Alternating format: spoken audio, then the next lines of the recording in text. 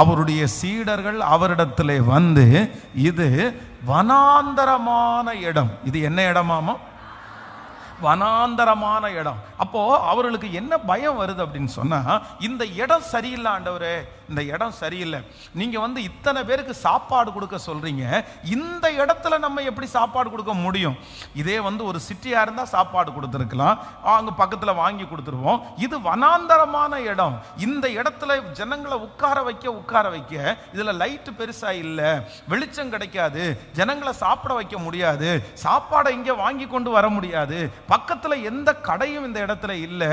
இந்த இடம் வனாந்தரமான ஒரு இடம். அப்போ ஆண்டவர் அந்த இடத்துல எந்த இடத்துல தன்னுடைய அற்புதத்தை செய்தார் என்றால், வனாந்தரமான அந்த இடத்துல கர்த்தர் அற்புதம் செய்கிறதற்கு வல்லவராய் இருந்தார். ஹல்லேலூயா.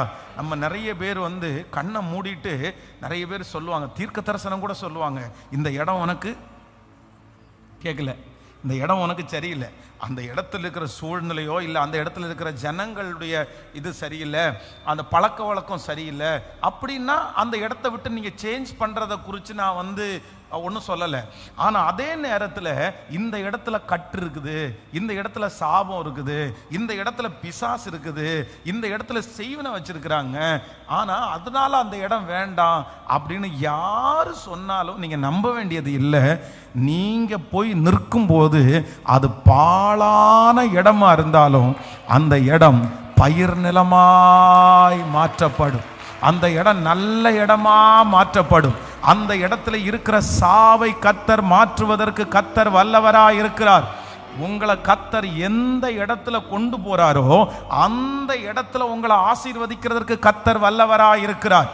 ஆமேன். ஆண்டவரை பொறுத்த வரைக்கும் உலகத்தில் இருக்கிற மனுஷனுக்கு இடம் ஒரு பெரிய விஷயமா தெரியும். அந்த லொக்கேஷன் கரெக்டாக வேணும், அந்த லொக்கேஷன் நல்லா இருந்தால் தான் நல்லா நடக்கும்.